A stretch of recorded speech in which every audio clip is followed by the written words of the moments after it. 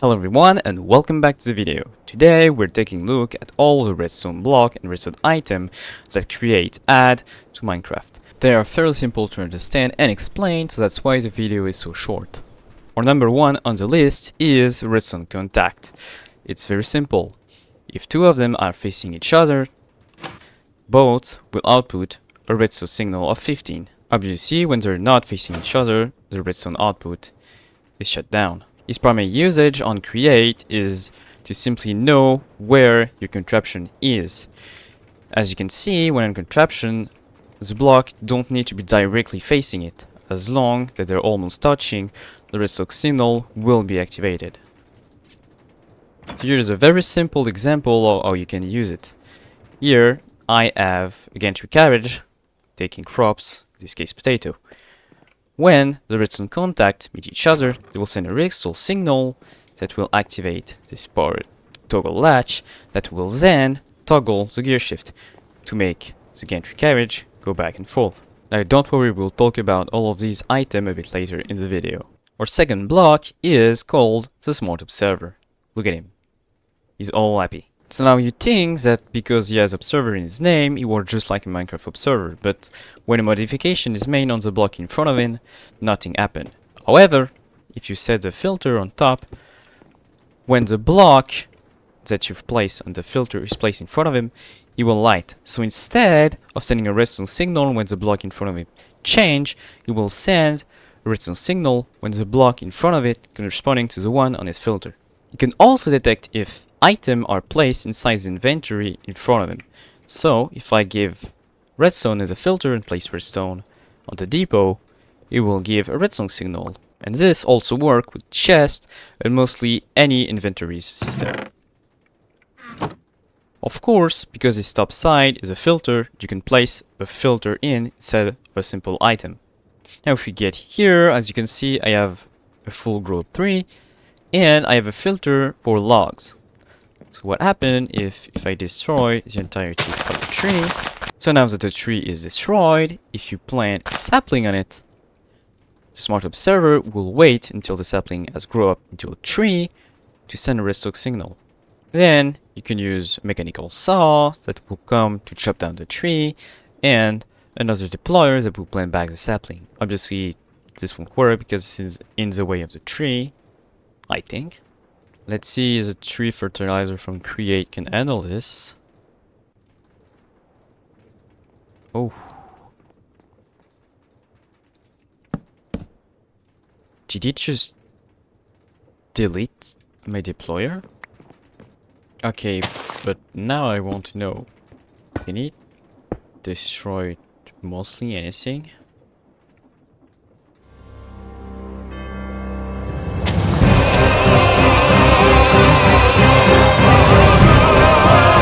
Okay, now let's go back to our depot and our chest because we're going to use the threshold switch. Now, contrary to our friend the smart observer, the threshold switch sends a redstone signal when the amount of item on the inventory in front of it get above a certain limit. But just like the smart observer, you can add a filter, so the threshold switch will only look for this specific item in the inventory. So to understand the UI, down here you have the current storage that the threshold switch is looking, so you can know if you did a mistake or not. After that, we get two redstone torches that show you when the redstone power will get on and when it will get off.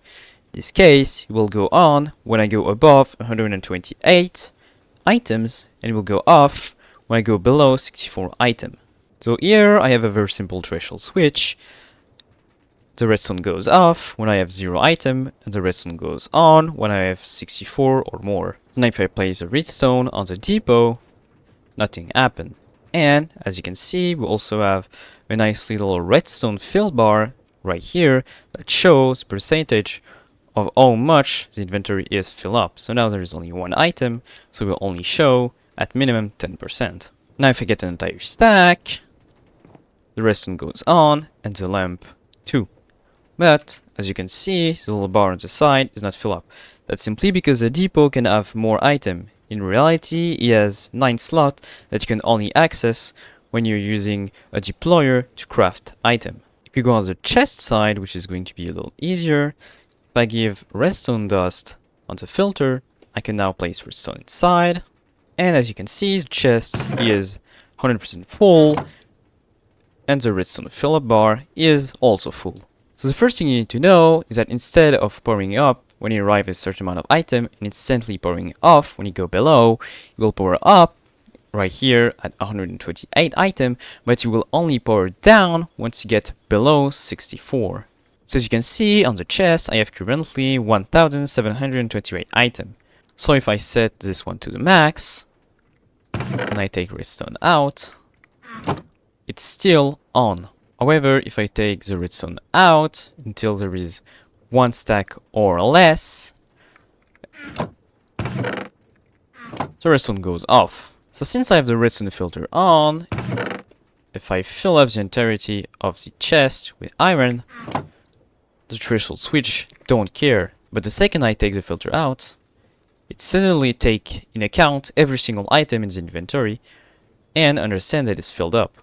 Now the last two settings that we have is that you can change this item measure into stacks, and you can also go back on the little corner here to see the number max of stacks, and you can also revert the signal, so instead you will send a redstone signal when the inventory is empty. The threshold switch can also be used on fluid tanks to detect when there is liquid inside, and you can even use it on a rope pulley, where you can know the exact position on the Y axis and send a redstone signal when it's too low or too high. The next redstone block, which is a bit strange, is the rose quartz lamp. The way it works is when you stick them together and press a button or send a redstone signal, the last one that was pressed will get on.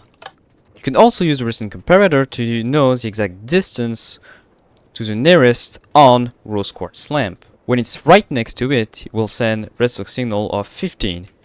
When you got 1 block distance, it will send a redstone signal of 14, and so on. Now, if the rose quartz lamp is not on the same line, it won't output any redstone signal. So here I've made a little small contraption using rose quartz lamp and pressure plate. When I walk on it, the number will show exactly my position. So here, because these two are on, that means that I am on this block. If I go back, this one says I'm 1 block further, and this one says that I'm on this line. So I've just made a way to know exactly where a player is by outputting a redstone signal that will give its coordinate. Now you can only make a 15 by 15 of my same contraption because the maximum redstone output is a power of 15. Talking of redstone power, the analog lever gives you the ability by doing 1 right click to send an exactly level 1 redstone signal. You can right click it again to upgrade it, keep right clicking it until you reach 15. In this case, I can put this lamp on.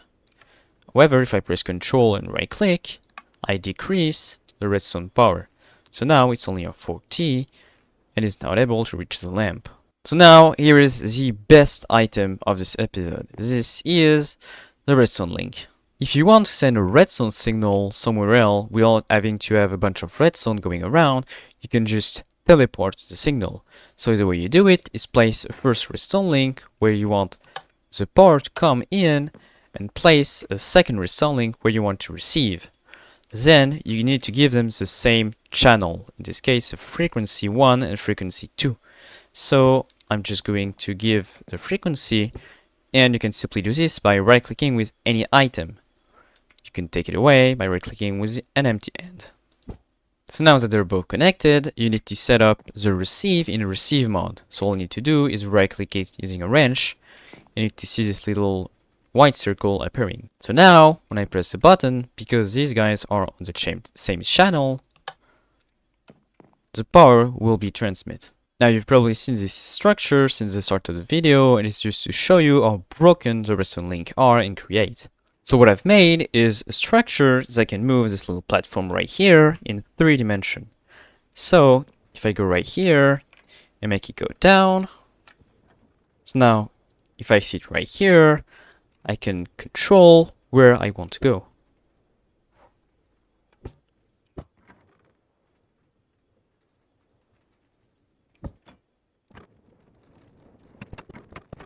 So the redstone I've used to make it look pretty messy and hard to understand, but it's actually pretty simple. The first item is the one that I want to talk about, and this is the link controller. If you crouch and right click it, you will get this UI, and all it allows you to do is set frequencies for your own key on your keyboard. So right here I'm using the sturdy sheet frequency for my forward key. Then I'm using a cobblestone frequency to go back, etc, etc. Then all I did is add a receiver to all of these commands to deactivate a clutch that will allow my structure to move. Then I've put all of the ones that will require me to gear shift it. The other half don't need, and they're all going in the correct way. And then I have to place the 2 frequency that's using on this axis and the 2 frequency used on this one to activate the gantry shaft that will stop the gantry carriage and instead allow the shaft inside, in this case the other gantry carriage, to move instead. And then I have this 2-1 which is only for this axis that when powered will activate once again this gantry shaft and activate the other gantry shaft. This is what it looked like more precisely when I'm moving left and right. Because I'm using this axis, the receiver right here will activate the shaft, allowing this one to move. When I'm going up and down, none of them are activated, so this gantry carriage can move. Last thing before we can continue, you can place the link controller on the leg turn. And now instead of having it in your inventory, you just have to right click and you now control the redstone. Now last ones before we finish the video, and these are the more simplest. Number 1 is the powered latch. The way it works is when you send redstone signal on its entry, it will toggle, and no matter what else you do, it will say toggle, unless you send a redstone signal on one of its 2 sides. You can also toggle it manually. The next one is the powered toggle latch, and this one does the same thing, but instead is toggling itself from the same side. It's just the equivalent to the copper bulb in Minecraft, but the difference is that you have to use a redstone comparator to output the redstone of this one. Next one is a pulse repeater. This one, when receive a redstone signal, will wait the timer that you've set to it before outputting the redstone signal. You can change the timer by doing right click on the center, and you can choose the time in tick, seconds, and minutes. You can also revert the redstone output by right clicking anywhere else. In this case, once I power it, you will wait 5 seconds before deactivating the redstone output. However, the lamp doesn't have time to shut down because the redstone pulse is way too fast. One way to solve this issue is by using our next component, the pulse extender.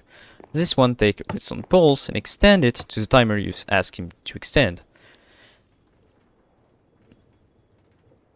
Now, the pulse extender will not extend the pulse from the moment you receive the redstone, but when you stop receiving it.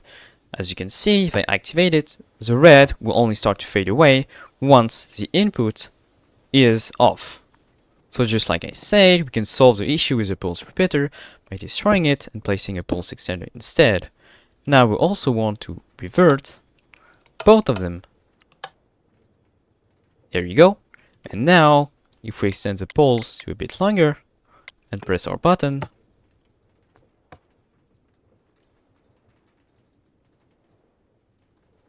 the redstone lamp did shut down off before going back up very fast.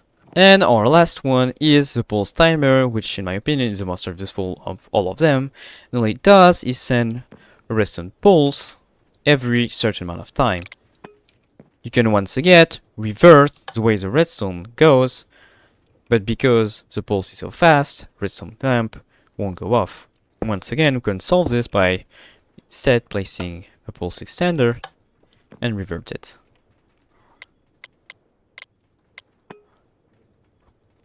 And finally, you can cut down the pulse timer by inputting a redstone signal.